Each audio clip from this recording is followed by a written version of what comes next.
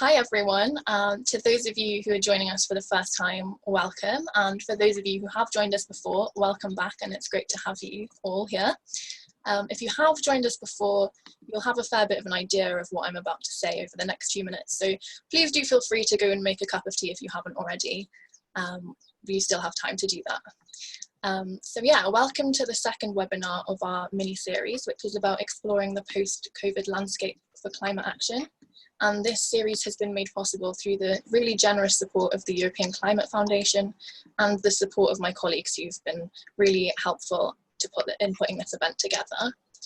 My name's Karina, and my role at Hope for the Future is managing our London office, and that coordinates our work across the south of England and Wales.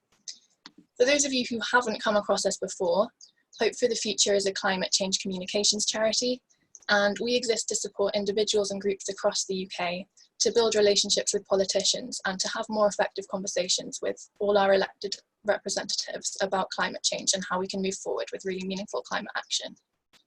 I said it yesterday, and I really do apologise for saying it again. We were all sick of hearing that these are unprecedented times and that they present us with unprecedented challenges, but unfortunately it's true.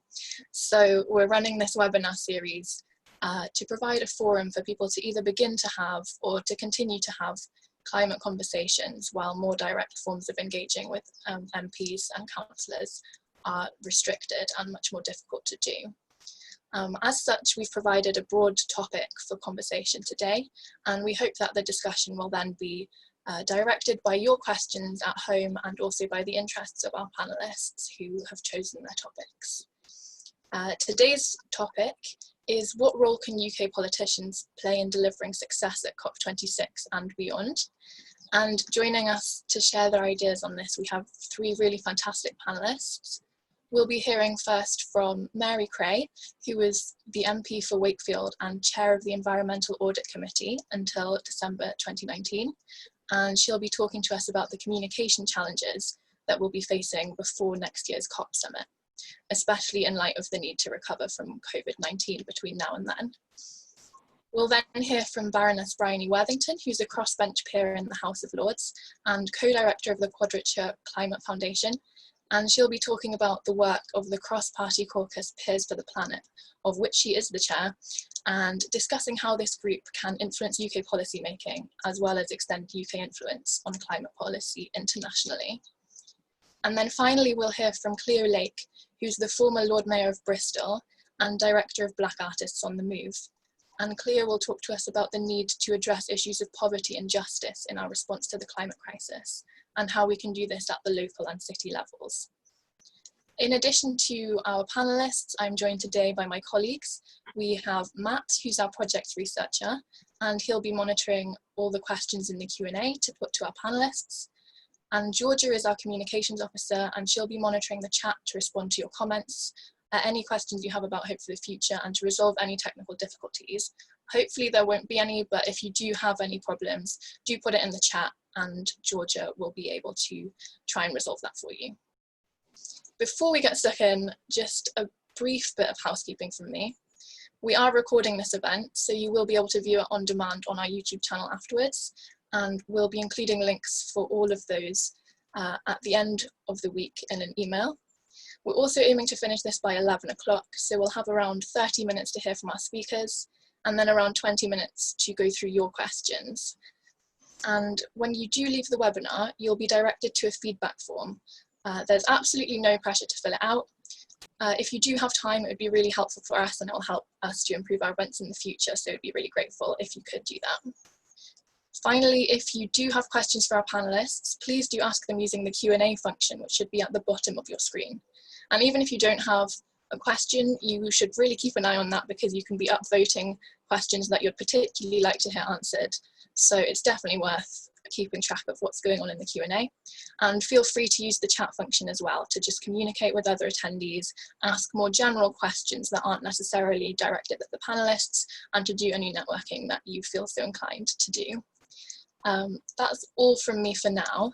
So I'm going to hand over to our first speaker, which is Mary Cray, and I'll be sharing my screen with her slides.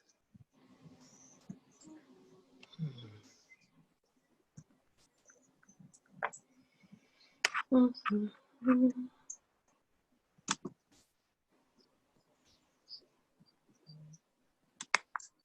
hope you can all see that. Am I still on? Yes, I can hear you. I am. Like, you can hear me. That's great. Fine. Thank you very much indeed, Karina. And I'd like to say what a pleasure it is to be here with you all today. We are, as Karina said, living through a kind of historic moment in our country's history and in the world's history. And when I was reflecting on this talk, I was thinking about whether there were any consolations that we could draw from this catastrophe, and what lessons are politicians learning from this as we approach this extraordinary emergency at scale and at speed. As Karina said, I used to chair the Environmental Audit Select Committee, and on that I did a series of podcasts on things like invasive species, our fast fashion inquiry. We had a big chat with some of our witnesses on that. So if you do want to find out more about the work that I did on the committee, please go to SoundCloud, iTunes or Spotify and have a listen in to some of the work that was done on that committee over the last 3 years. First of all, the context for COP also needs to be put alongside the context of the UN's Sustainable Development Goals. The UK has signed up to these goals, and they're about transforming the world by 2020. And they're about ending poverty, violence and hunger, and creating sustainable cities. And for the first time ever, these goals don't just apply to developing countries, they actually apply here in the UK and of course over in the United States. So when we're reflecting on ending violence and we wake up to the images that we've seen on our screens over the last couple of days from the United States, it's clear that even well-developed economies, well-developed societies still have a great deal of distance to travel before they can achieve these goals. And I think it's important when we're talking about the environmental piece that we don't lose sight of the social justice piece, because when you're talking to politicians, they always want to know what's in it for the voters. And while it may seem absolutely obvious to you, it may not always be obvious to them. So the UK had a voluntary national review of progress last year, and it is we've got 10 years to sort these goals out, and there is no doubt that the pandemic has put a spotlight on health systems and people's access to health systems across the globe as never before. So there are all sorts of different things that are now thrown into very sharp relief. Now, you're here today because you know that we're conducting a high stakes experiment on our natural systems. We know that we're seeing forest fires in the Arctic, snow in the Sahara, biblical storms, killer heat waves. We've just had the driest May on record.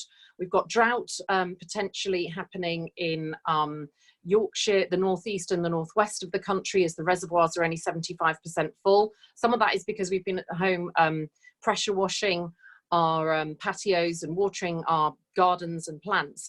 But we are, as you can see from this graphic, definitely at the edge of what is the 1.5 degree temperature rises. So the UN's Intergovernmental Panel on Climate Change warned that we had just 10 years to avoid the climate catastrophe. And yet at the moment, our emissions put us... Can you still hear me?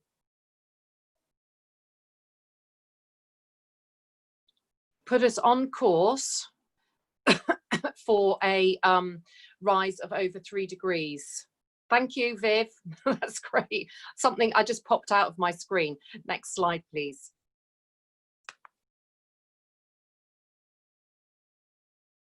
So we have had Greta in Parliament. We have, had the Extinction Rebellion protests. And I do think that national politicians are listening as never before. COVID has been a catastrophe, without a doubt of it. It has shown up all the weaknesses in our systems, and having a developed Western country, an advanced economy, has been no guarantee of escape from the crisis. We've had a lack of resilience to this threat. We have learnt that politicians find it hard to fight an enemy that they can't see. It has exposed as never before the inequalities that exist in our society.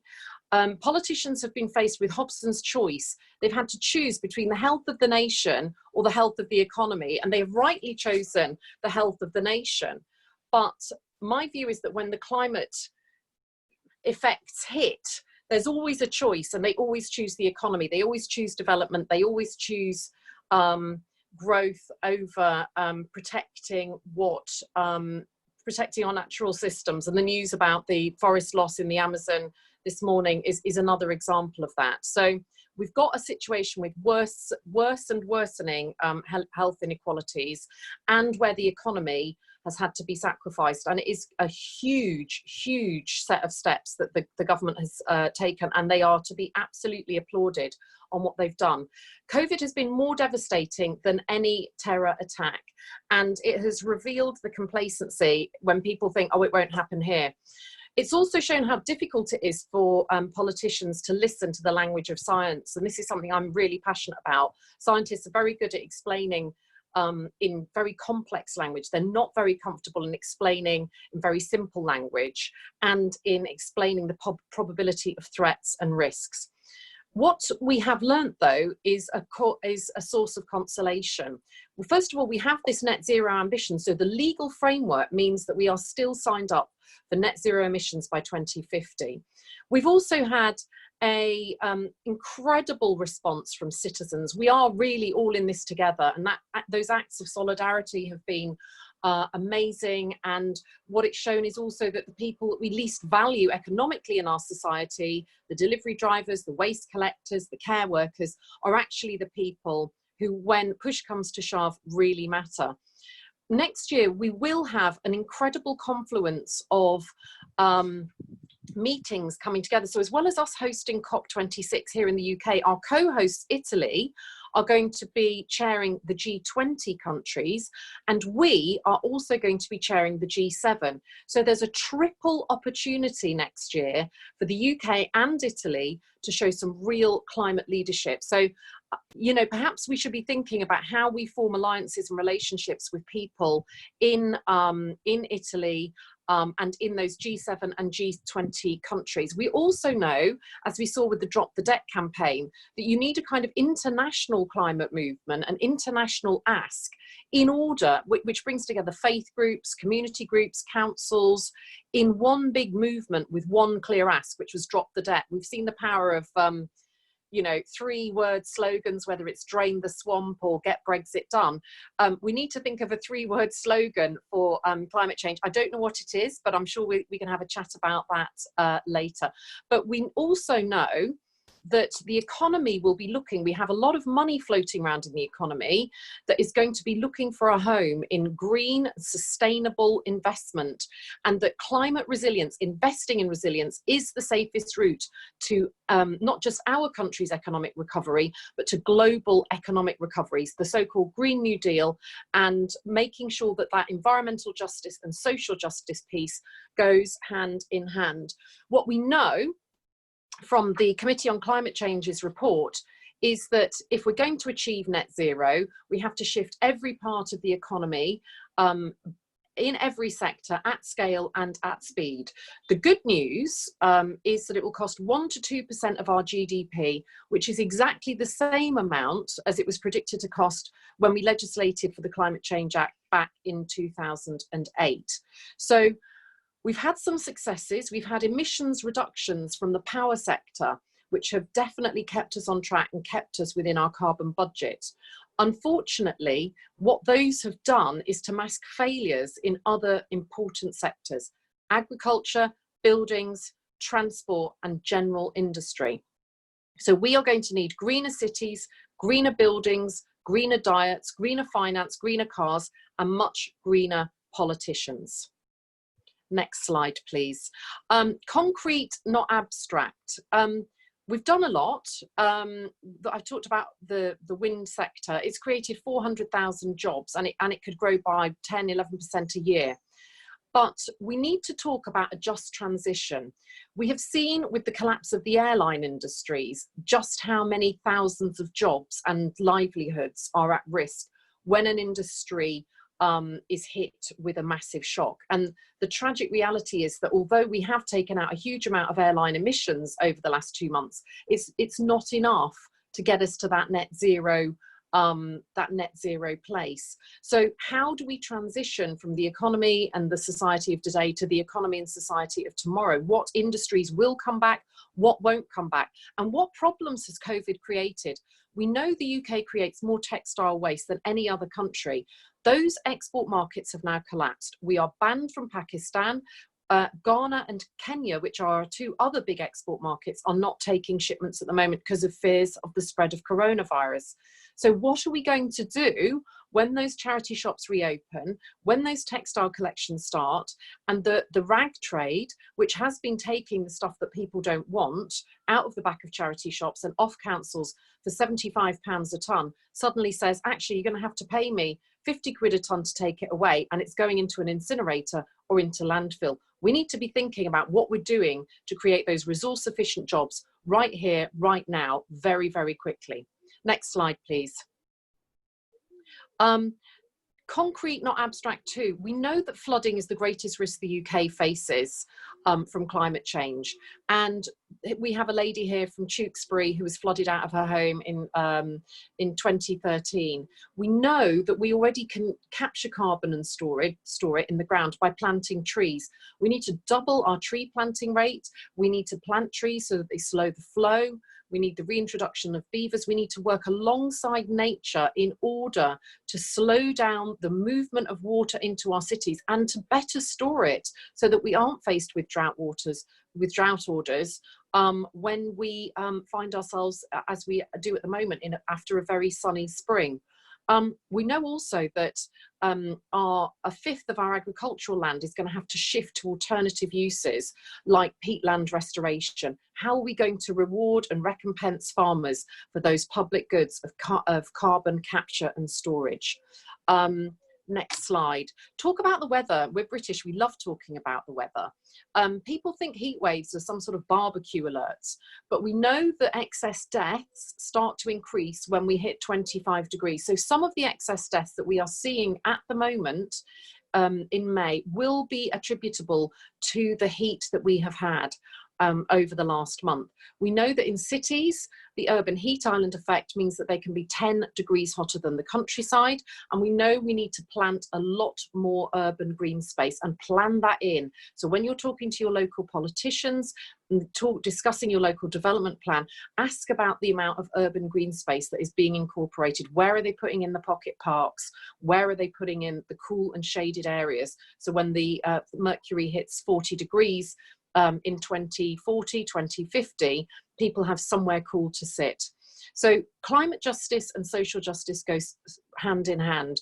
If we're going to have more energy efficient homes, we also have the benefit of homes where fewer people die of the cold. So we know excess deaths happen because of the cold, and we know excess deaths happen because of the heat. What we need is climate resilient homes, and we can do that in every town and every city of this country, starting tomorrow with the construction industry, where thousands of people have been laid off and are going to be losing their job. Finally, let's talk about walking and cycling, concrete, not abstract. We have a public health emergency. We know that air pollution causes 40,000 excess deaths a year in the UK. We know that people are enjoying the cleaner air in our towns and cities. We know that more people are outside walking and cycling. We know that we can, change behaviour in our cities very, very quickly. We need to talk to people about walking and cycling and almost make it an act of patriotism. They'll do it to save the NHS. They'll do it to protect their co-workers. How are we going to create cities where people can move and can breathe?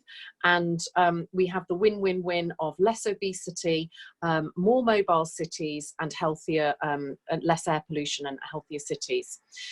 So as we look towards COP26, when you're talking to your MPs, when you're writing to your MPs or your local councillors, remember to tell them there's no herd immunity, no vaccine, and no self-isolation from climate change.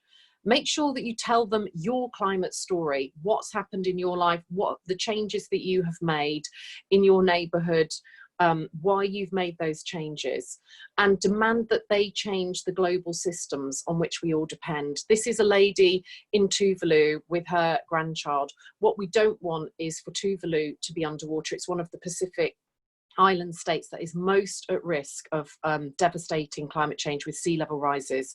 And finally, don't forget that as purchasers and consumers, you have power through your purses and wallets in the brands that you choose to support, the retailers that you choose to buy from. And as anyone who is enrolled into a pension scheme knows, you should also be demanding from your pension fund trustees that they are moving towards much more environmentally and socially sustainable stocks and equities that are going to make sure that our children and grandchildren can grow up in a safe and sustainable future. I'll leave it there. Thank you.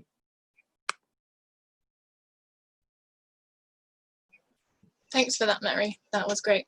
I'd just like to ask you a quick question before we move on.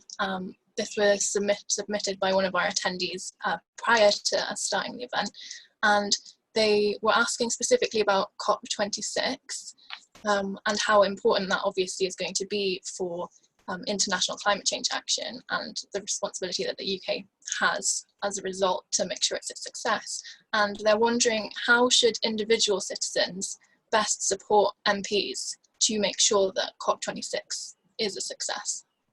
Well, most councils in the UK have now legislated for net zero. They've declared a climate emergency, and I'm sure, I don't want to steal anything that Cleo's going to say.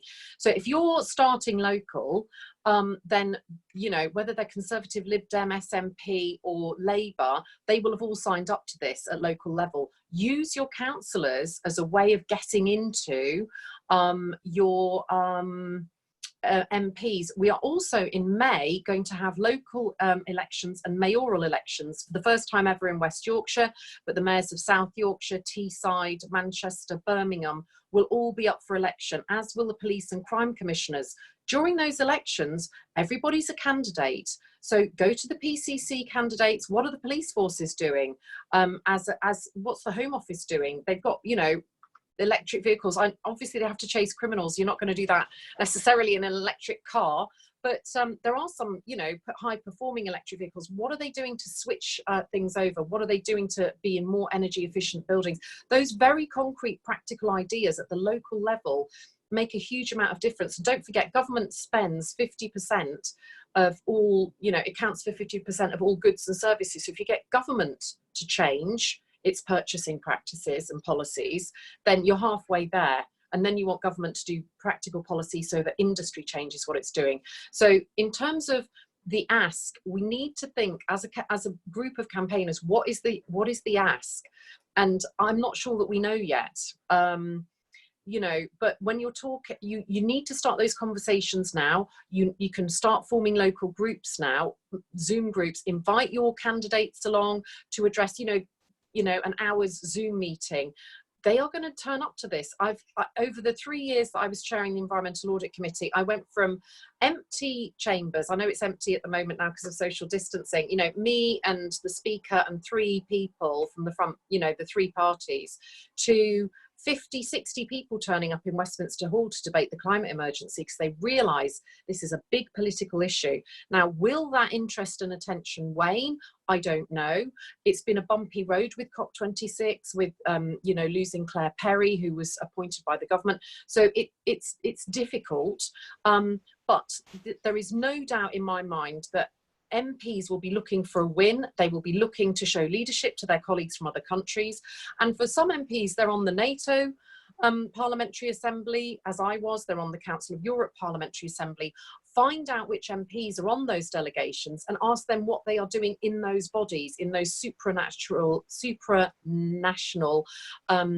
parliamentary bodies as well, because they are very powerful places where a lot of discussion happens.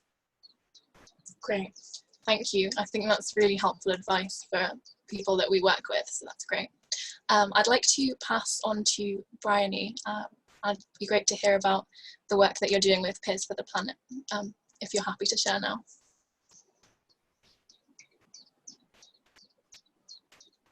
Mute. There we are, sorry, I'm unmuted now. Hello, and thank you again for this invitation. And it's a very great topic to be picking us for us to discuss today. Mary's given a fantastic overview and an introduction of some really great concrete ideas. I was going to dig in a little more into the sort of how COP26 works and how parliamentarians interrelate with that. It obviously, we've got an amazing opportunity in those the hosting of that international conference, but also it offers us an opportunity to showcase some of the things that the UK has done and should do in preparation for that moment next November. And I think the first thing that MPs should be really thinking about is we are not responsible for a huge volume of emissions. So we're approximately 2% of greenhouse gases, depending on how you count it.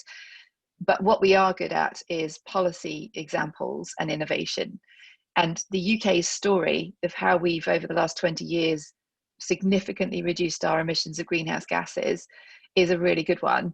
And the fact that we've been the first country to set a legally binding target for 2050 to full decarbonisation to net zero by 2050, and I think we'll get there earlier actually, is a really good example of how we're not just showing international leadership, we're also showing domestic leadership. So there's a really strong narrative that should be playing out over the next 18 months, which is around the UK developing ever more innovative policies that drive emissions down cost effectively, creating jobs, not disproportionately affecting our economic prospects. We've essentially decoupled, we've shown that we can grow the economy whilst having emissions falling. Now, that hasn't come by accident, and it hasn't just come through clever innovation. It's come through politicians, policymakers, civil servants crafting legislation and regulations that have then enabled private sector businesses to invest in new solutions. So the big success story has been moving away from coal in the power sector and essentially now getting to very, very clean levels of power.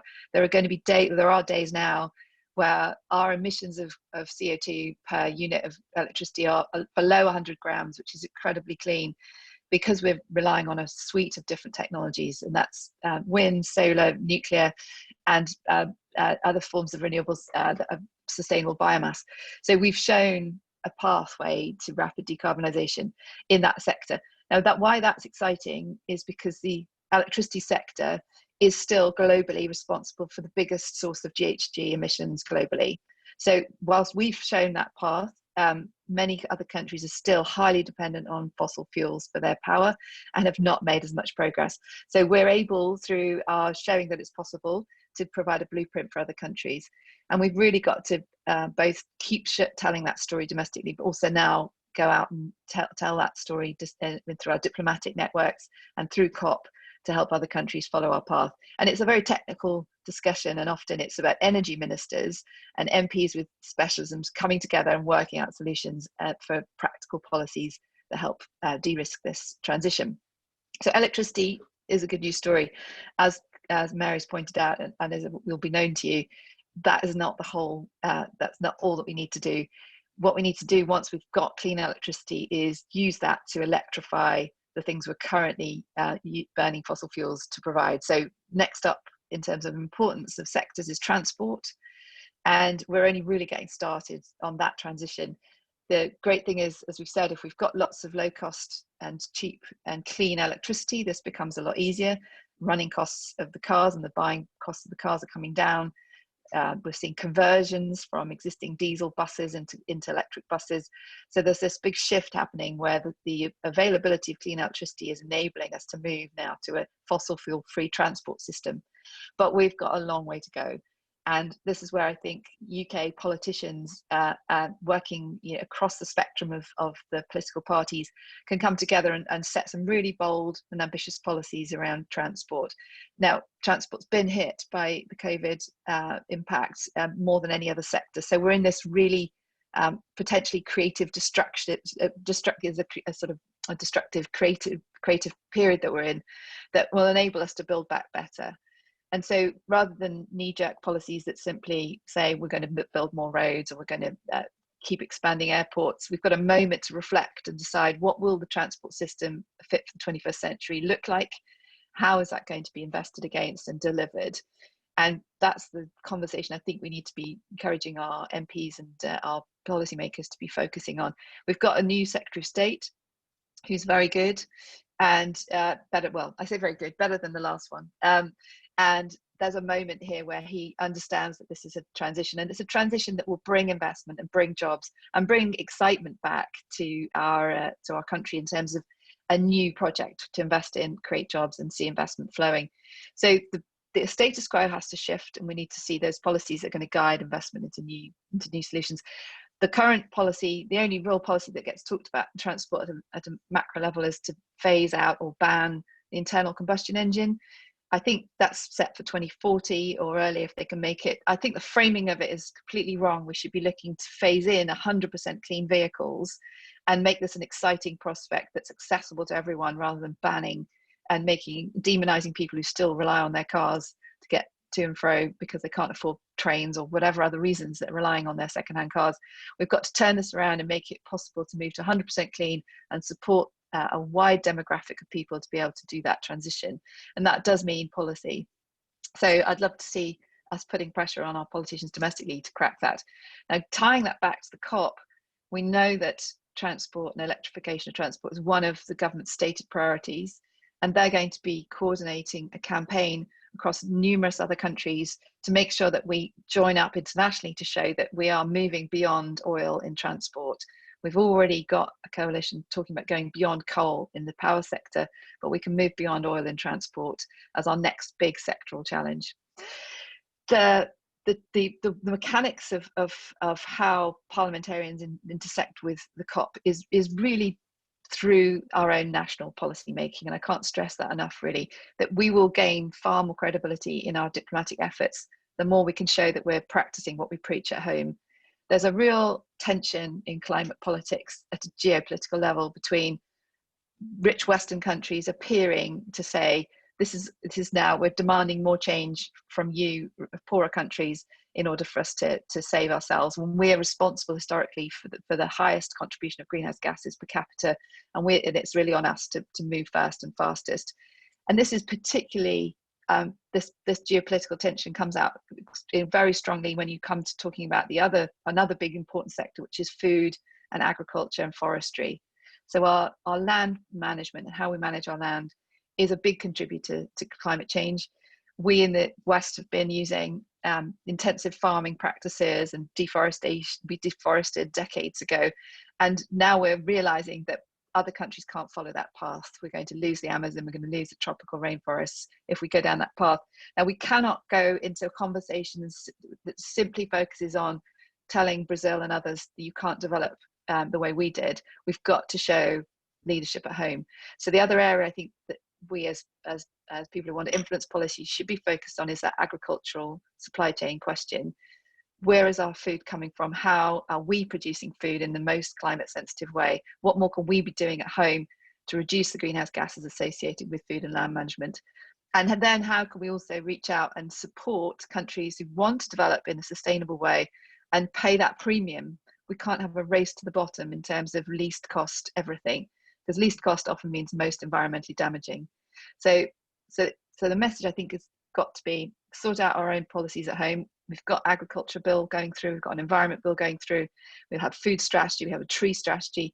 All of these are practical examples of how politicians in the UK can influence what we do in the next 18 months. And with a strong case of how we've actually acted ourselves, we can then go into those international talks confident that we've got policies and interventions that we can share with the world, and for it not to be seen as Western rich countries dictating to countries who quite rightly are trying to battle with the need to develop their economies. They've now got a health crisis to deal with, probably a global recession that's going to be really hard to recover from. So it's really important that we get our act together and move forward, demonstrating leadership at home before we start to dictate terms to other countries. And I think we've got a great story to tell. As I say, our story around the energy sector and power in particular is a really good exemplar. We've got to prove it again in 2 or 3 more sectors, transport being first and foremost, because of so many other co-benefits that come from clean transport, quieter streets, better air quality, less health impacts. For all those reasons, we've got to move on transport fast. Agriculture is the next one. And then I think finally we've got to look at reindustrializing and cleaning up some of our big polluting sectors, because Mary will know this, that politics is local. If you've got a steel mill or a chemical works or an oil refinery in your constituency, the knee-jerk reaction is always protect status quo, protect the jobs. We've got to demonstrate that we can move beyond that reliance on the things we're doing today and actually help guide those companies and investments into cleaner solutions, innovating in those sectors. So I would love to see zero emission ceramics production in the northwest of England. I'd love to see a completely steel being produced completely emissions free. We can have fertilizer production and chemicals without the fossil fuels.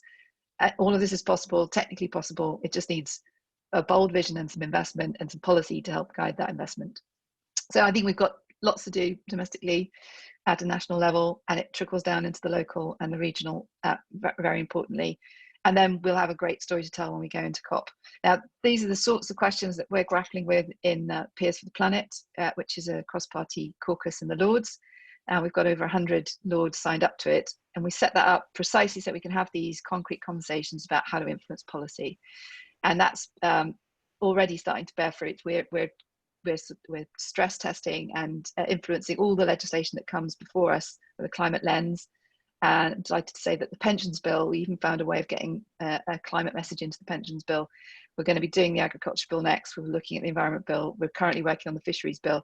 So this little caucus that we've set up is designed to help the Lords engage in this issue, get themselves get a greater understanding. There was an awful lot of interest in working on climate change coming from the Lords, partly because of the Fridays for Future protests and Greta and the movements that have been launched, and Extinction Rebellion. But there was a low understanding of what they should be doing and how they should be focusing their efforts. So that's what we're there to do, is try and create that safe space for everyone to learn from each other, a literal peer-to-peer learning network, and then organising ourselves to influence legislation and policy. There is another dimension to the Peers for the Planet, which is we do outreach with other jurisdictions and parliamentarians across in different countries. And we've just formed a link up with the MPs in Australia who are considering their own form of the Climate Change Act. And that's been our first successful international collaboration, but we're looking to do that, replicate that in other countries, including India, the US, and if we can, China. So Peers for the Planet is that a vehicle we created to do that kind of bridging from domestic to international. I think I'll leave it there. Hopefully I wasn't talking too quickly, but I very much look forward to your questions. Great, thanks, Bryony. Just really brief question before we move on. I'm wondering, you were saying about putting pressure on politicians and that being really key. And in general, the House of Lords don't have necessarily a particularly public-facing role and that much of a public interaction. Do you think there is scope and a place for there to be more interaction between the public and the peers? Yes, I mean we have we have this weird role, right, that with our in perpetuity till we retire, and so we have this long-term view, but we don't have, we're much less powerful than the House of Commons. So you're absolutely right to keep focusing on House of Commons. Those are your democratically elected representatives. Our job is more of a checking and an oversight role on legislation and policy, and so we don't have constituents in the traditional way, but we do obviously take our opinions from people that we talk to, NGOs that contact us. We're often engaged in briefings with individuals and NGOs and industry, so that we can get our opinions informed by people who know what's going on the ground. So I would, in a coordinated way, and one of the Peers for the Planet's aims is to join up with some of these citizen movements so that we can act as a conduit into the Lords from civil society. So I definitely encourage people to think about that. Choosing which Lord to contact is probably hard. So Peers for the Planet can act as a conduit for that, because you don't have a Lord sort of representing you. But en bloc, they are a very important piece of the architecture of Parliament, not least because we're the only bit of Parliament now that can actually overturn government. We've still got a majority of opposition parties in the Lords, and so we can ask the government to rethink if necessary. So it's an important part of that check on the government's authority, and to make sure that the legislation is fit for purpose. So definitely encourage people to engage. Great, thank you. Cleo, really looking forward to hearing what you have to add to the discussion now as well. Good morning, everyone. Yes, great to be here, and I've really been inspired by what I've heard so far from Mary and Bryony. Really good stuff. And what a great title for an organisation, Hope for the Future. That's really what we need to hear right now. But of course, we know as well that there can be no hope without action. And that's what we're here to discuss, what action we need to do and what we can do going forward. You framed this debate as national politicians on the international stage.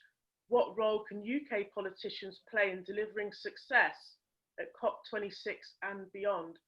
Well, when I considered this question, I felt that I would suggest that politicians need to equally focus down as much as they need to focus up. And what I mean by that is it's really important that more than ever we embrace and get closer to all the grassroots movements that are happening in our communities, and that we can elevate these voices to bring them to a world stage. And of course, with things as they are, thinking about here in the UK and further afield, questions are arising about whether we can actually rely on government. Can we rely on politicians? What place do we have in this society right now? What power sharing is needed so that we can represent the people and engage them more? All strategies are needed. In Bristol, where I'm based, and I'm coming from Bristol today, I'm a local councillor, and several months ago we passed a motion in full council that we would start a citizens' assembly, initially on climate change. That was agreed. With things as they are, that is likely to be delayed further now. It has been in discussion, and it was also mooted really that whilst climate change should be central to the citizens' assemblies, it also needs to now be wider than that in terms of inequalities and other very pressing issues that go hand in hand with climate change. The purpose of a citizens' assembly will be to gather more voices, more ideas, and to be better able to engage and influence and lobby en masse.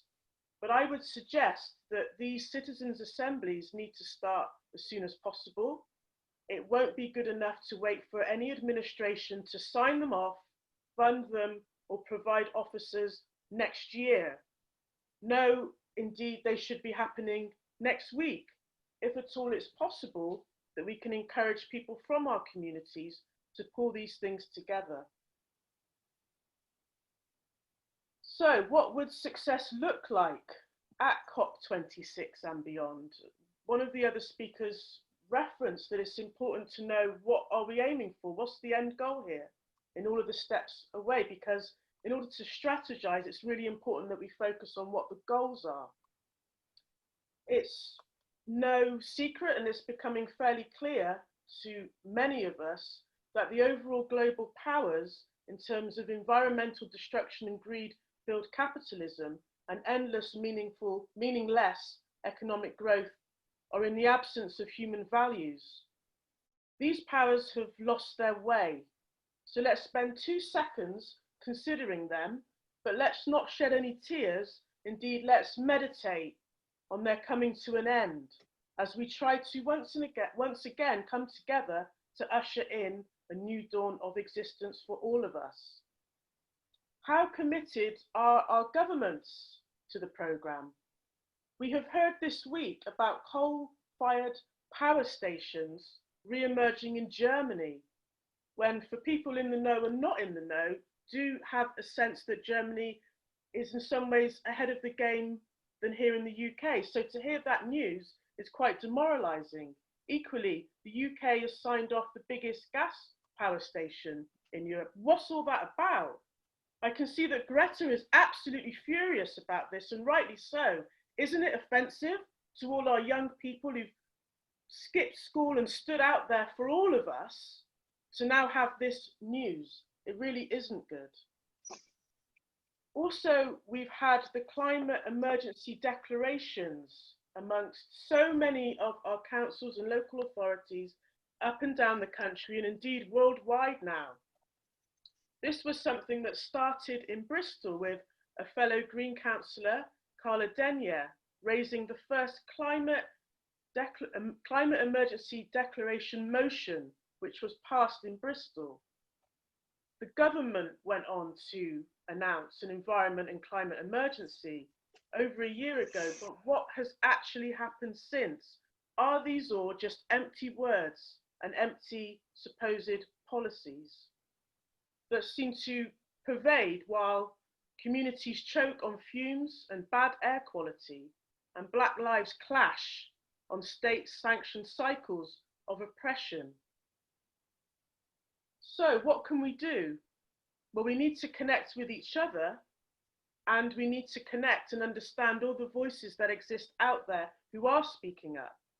One such project was the Climate Reframe, which brought together hundreds of voices in the UK from a multitude of diverse backgrounds, raising alarms and asking to be heard. The things we are seeing in the US are just one episode and one incident on a very long line of offences, including air pollution, health and housing and economic inequalities. And I think one possible positive aspect of COVID is that now more people are seeing and understanding how inequality and racism kills. Other speakers have touched on this. The Industrial Revolution was birthed by genocide and ecocide. And we now have the geopolitical tensions, as also Bryony mentioned, which also ties into the other aspects of food sovereignty and food awareness internationally. All these points are very, very important. What's happening in the UK about these things? Well, there is another campaign you can look at. It's called Stop the Maangamisi. The Maangamisi is a word that tries to express the experience of African heritage people and other indigenous communities around the globe. Each year, they gather to charge the British government with ecocide and genocide. It's an annual march and rally from Windrush Square, Brixton to Parliament Square. Underpinned by some of the demands are the UN Sustainable Goals, and also reflecting that it is the UN Decade for People of African Descent. There is a collaboration with Extinction Rebellion and these movements. So this solidarity and collaboration is absolutely necessary at home and abroad. As Mary mentioned, things and actions now need to be at speed, and everything is slow. Digital inclusion is slow. Providing dignity and poverty is slow. Let's roll on to a universal basic income now, and let's make it universal and global if we possibly can. Clean air zones, implementing these, again, way too slow. There has been some innovations, but they're few and far between. Divestment is slow. And I agree, politicians need to model the changes that are needed. In the global context, I believe it's important that citizens from diasporas need to lobby at home and abroad. What can be done? Well, for example, myself as a dual heritage British person born here, I can perhaps also lobby the country of my father, Jamaica, and connect with activists and politicians in Jamaica and other countries to raise further voices at COP26. We also heard about textile dumping, and with places like Ghana and Kenya now closing the door to that. It is also notable that countries like Ghana have, through COVID, actually gone in-house with manufacturing and production. So again, the implications of this are quite wide-ranging. I'm going to try and close now by saying that what we actually need for any of this work to be successful is a sense of holistic reparations, an end to the genocide, an end to the ecocide. I always wish that whilst it was so important to have the climate emergency declaration, I wish as many people who have put their names, their time, their energies towards that could also put their energies towards the plight of Indigenous communities around the globe and the plight of people enduring poverty. As politicians, it is our job to continue to raise the alarm and to raise the alarm for the voices that have become broken records.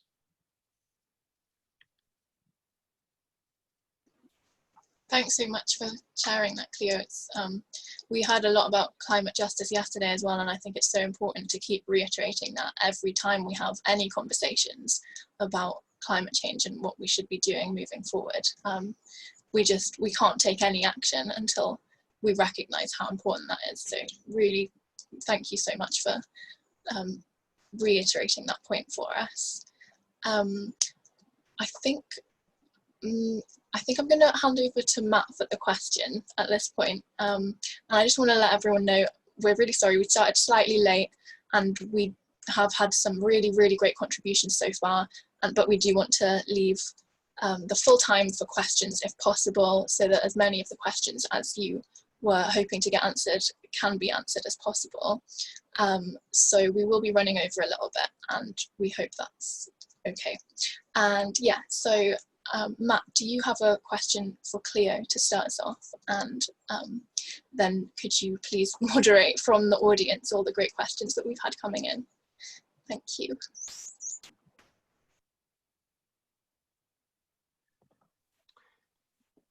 Yeah, so hi, thanks for great talks, everyone. Thanks, Cleo. So I think if we start with a question that's coming from Kit about advocating effectively for higher public transport spending rather than road building.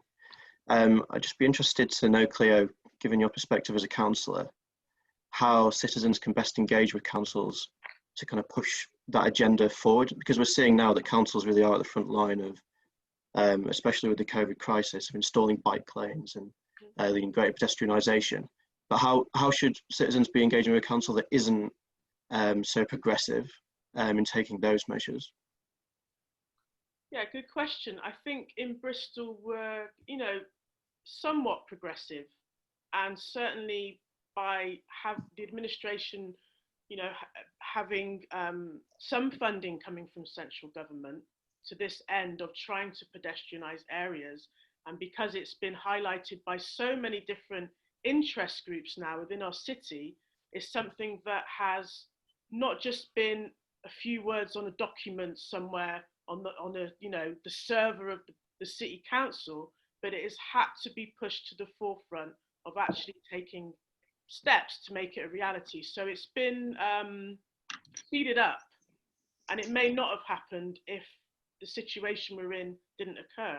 So now what we're seeing is many different interest groups, individuals and community groups say what they would like to see in their particular area.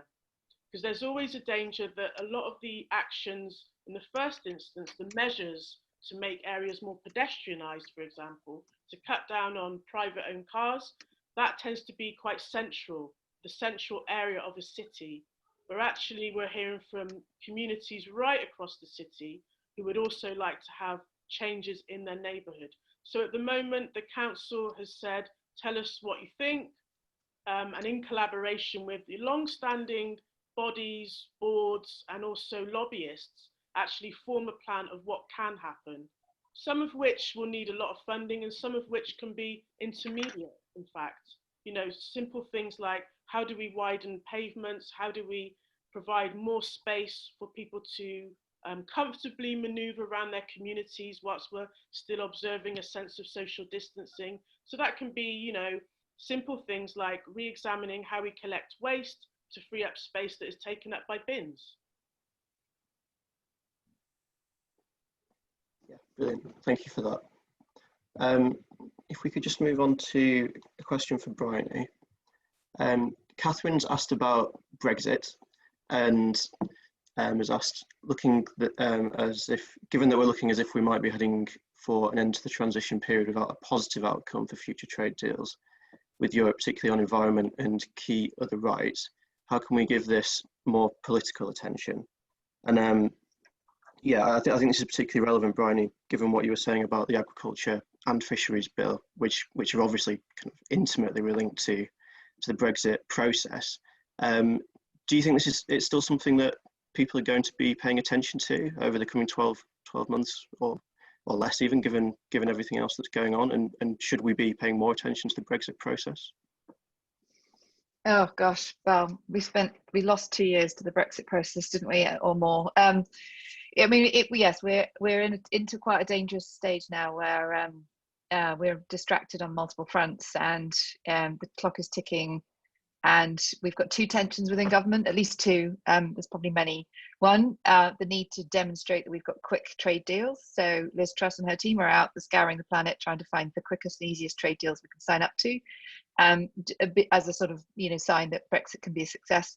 And that will push us towards, potentially lowest common denominator, not protecting our standards. And then you've got other parts of government, George Eustace Gove, etc., who actually do genuinely want to see Brexit unlock higher standards. I can't speak for how deep this runs in all of them, but there is definitely a narrative which I believe, which is we can do things differently. We can not have the sort of tragedies of the commons that the CAP and the common fisheries policy have forced upon us. We can resolve those. The unfortunate thing is that in scrutinising legislation to date, an awful amount is you have to take it on trust. So this government has been very unwilling to tie its hands and be specific about what it's going to be doing in regulation and policy. So you have to sort of we believe we need to see more duties on government and fewer powers. So they're taking an awful lot of enabling powers but no duties. And so when you're engaging with MPs as legislation's going through, that you've really got to look at that balance. Why is this legislation being passed? What's the accountability? What's the enforcement? What's the monitoring? How do we know that this legislation is actually delivering for us in terms of our desire to have a better balance of economic development and environmental standards, and that isn't easily eroded by trade negotiations? I mean, I think it also is going to touch on so many aspects of manufacturing.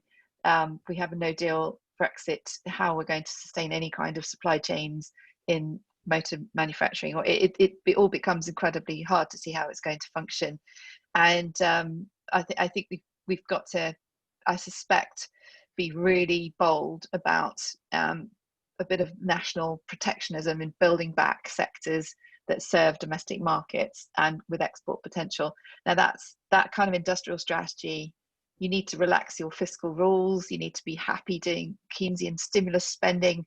It needs a government that's comfortable with government procurement, more government involvement, not just PFIs, but proper government bodies that can help direct spend. And I hope that we will do that. But the difficulty is we're distracted by COVID. We're distracted by the actual process of negotiations on Brexit, and will we find the time to build back these policies? The things I've seen coming through on the agriculture bill, particularly, they've got better. It's definitely been improved, but there's a heck of a long way to go before we can say that's with confidence that that's a real shift in policy that's going to see domestic standards being increased. So we'll be starting to work on that in the next few weeks, and we'll be pushing these questions really hard. Yeah, thanks very much for that. Can I jump in on that, please, Matt? Yeah, you want to jump in? Just on this, I mean, if you're not part of the European Union, you've got to look to other large sort of superpowers. And who's left? It's the US or it's China. And you've seen from the government up until now a deep reluctance to annoy China in any way, shape or form, and a kind of split with the American way on the provision of 5G and the involvement of Huawei. What you've seen lately is the Conservative backbenchers flexing their muscles, our actions around Hong Kong, offering, you know, the 3 million British passport holders who are from Hong Kong to potentially have rights over here if things go wrong. You've seen the government changing its strategy pretty significantly over the last month to 6 weeks, I think, and sort of moving away from China. And if you move away from China as your export partner, all you've got left with is America. And so the whole issue around the cheap imports, the chlorine washed chicken, the lower environmental standards all comes into play. And as Bryony says, that, you know, there's a split within the cabinet on these things. On the environment bill, we had all these bills beforehand. So before the election, we had the environment bill, the fisheries bill, and the agriculture bill. And they were all legislated and ready to come through until right up until third reading, and they all kind of got blocked because there was such a narrow majority that the government couldn't guarantee that it was going to get its way because it had a bunch of you know, rebels.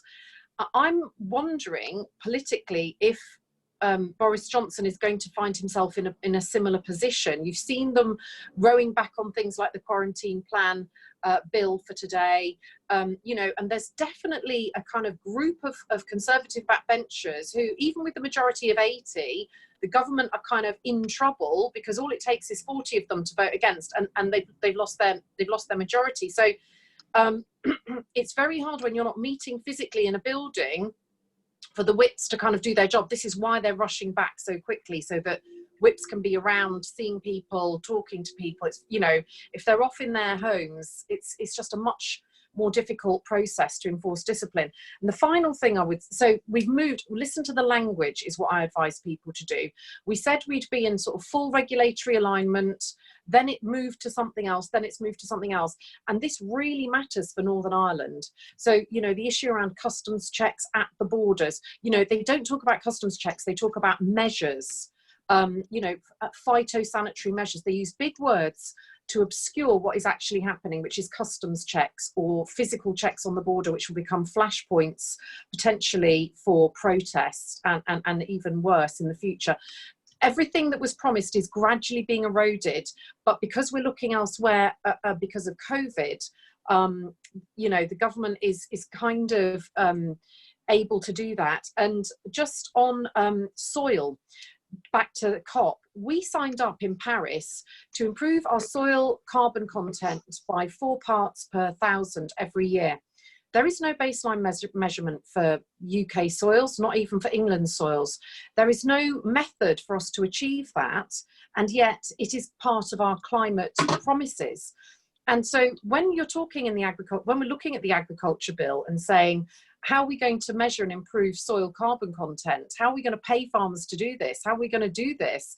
This all needs to be joined up. So, you know, there is, if you state a plan, you sign up to an international treaty, but nothing happens if you don't then carry it through. It's an expression of intent. And this is the difficulty, because if we're in the EU and we'd signed up to something, then actually the EU says, oh, hang on a minute, this soil carbon content business, we've got to get our member states doing this. And a couple of years down the line, they work out mechanisms to make it happen. Outside the EU, those things don't happen. They don't get monitored, they don't get measured, and we don't get penalised if we fail to achieve them. That is a big, big risk with Brexit. Thanks, Mary. Just very quickly to, I suppose, Mary and Bryony, and we are running low on time, so just very quickly if you could. Bryony, you've mentioned some of the key players, I suppose, in the government relating to the environment and where we're going over the next few months. You talked about Liz Truss, Michael Gove, George Eustice, but I suppose one of the biggest characters is going to be COP President Alex Sharma. Do either of you have any kind of insights that you might want to share with the participants here today about Alec, and what kind of approach you might be taking to the COP summit? I don't know, Mary, if you come across him, you might have more experience. I've seen him in action at a COP meeting, and he struck me as someone who was very calm, very measured, very thoughtful. He had a quite realistic but positive attitude. He is incredibly distracted. I mean, he is the business secretary as well, in addition to being looking after the COP. But they have been keeping going. You know, they did the Petersburg meeting recently on climate, which was, you know, they put their effort into making a success alongside Germany. But it's definitely true that this is now a harder job than it was 6 months ago. The team is good, and I think there is what I've been impressed by is that they're really trying to make the Glasgow COP something that has an impact in the real world.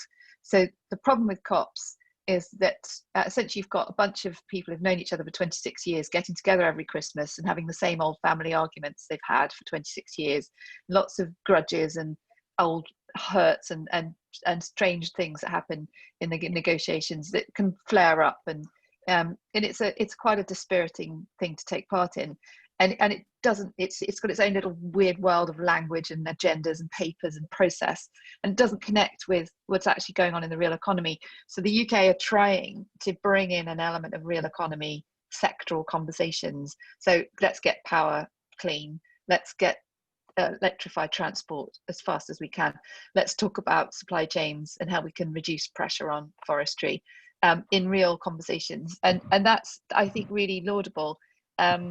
So I think Alok's a good safe pair of hands to be looking after that, and I hope that we're able to give the negotiators something sort of tangible and real to discuss that stops them falling into these endless fights about, you know, what happen to be very symbolic but often not very tangible conversations around loss and damage or who's going to pay who for what. Really, we need to create legal frameworks that drive investment fast into solutions, and that's, I think, what the COP team are trying to deliver. And key to that is going to be Mark Carney, former governor of the Bank of England, who is the lead on green finance. And it's back to what I said in my presentation about pensions and investments. So, you know, there is a huge, this is the Task Force on Climate-Related Financial Disclosure. It was set up by the G20 to look at the systemic risks that climate change places or poses to the economy, whether that's from flooding, whether that's from heat waves, whether that's from rising sea levels and supply chain shocks. And to say to each asset manager who runs a pension fund or is invested in a company, what's that company's plan? What's their plan to get to net zero? Because if they're just going to, you know, dig up the Amazon, plant palm oil and crack on, that's not a sustainable investment for the future. Ditto the oil majors. So BP and Shell still paying out their dividends, still saying, you know, we're going to go and invest in clean and green. But what if you look underneath the balance plans and the business plan, the balance sheets and the business plans, the dividends are predicated on producing oil. And we know that, you know, there's going to be stranded assets. Some of that, you know, the majority of that oil is going to have to stay in the ground. So you cannot say we are going to carry on paying a dividend to investors forever because we've got this much oil in the ground, when you can only burn a fifth of the oil that's in the ground. So the risk of stranded assets and shocks to pension funds is the next sort of horseman of the apocalypse trotting down the road. Carney realizes that, the banks, the companies are essentially realizing that as well. COVID has given them, I think, a collective sort of, you know, boot up the proverbial to say, actually, we need to start taking these things very, very seriously. Follow the money. That if the money is changing, then the transport follows, the forestry follows, the food follows. If the people are investing in those food and transport companies say, show me what's your plan for net zero. If you don't have it, then I'm not going to be investing in you next year. I'm telling you, the boards will sit up and really take notice. So I think a kind of new generation of shareholder activism around this is what's called for. And we see that in some of the big Californian teachers pension fund, the Ontario teachers pension fund, some of these massive funds that are investing in global stocks, and we're going to see that is going to accelerate. But we're also, as just to finish off, Alok Sharma is dealing with persistent uncertainty around COVID. Who knows what the second wave is going to be? Who knows what the COVID situation is going to be?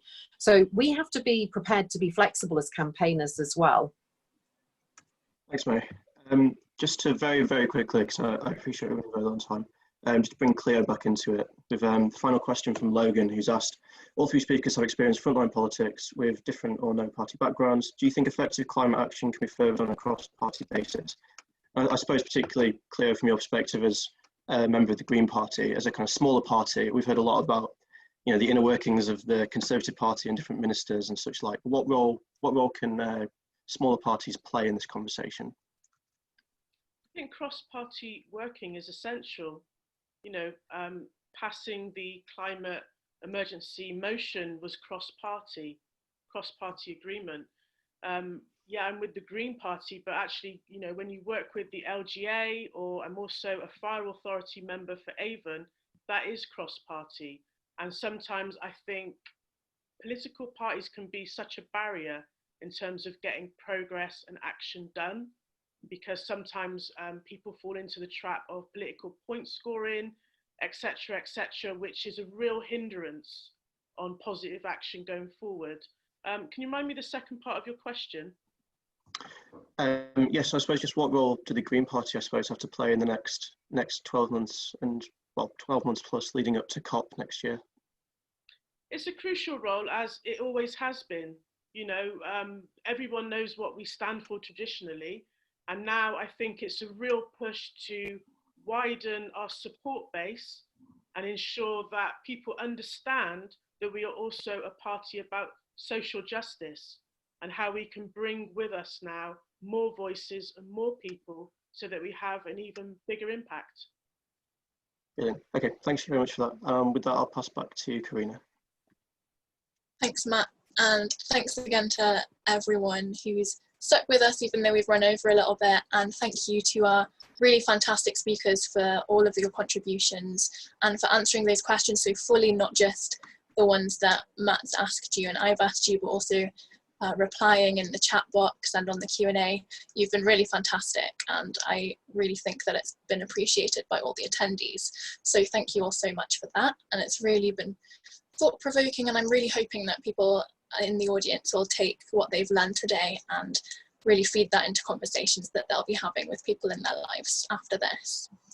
And we will be returning tomorrow at 2 p.m. again, and I'll be handing over the hosting duties to my very capable colleague Helena, and she'll be joined by the co-director of Green New Deal UK, Hannah Martin, the research director at Zero Carbon Britain, who's Paul Allen, and the head of engagement at the Energy and Climate Intelligence Unit, Lindsay Smith, to discuss what solutions to the climate crisis we can be enacting in the UK in the lead up to COP26. As we've mentioned today, we have a big responsibility to set an example ahead of that. So how can we do that? That's what we'll be discussing tomorrow.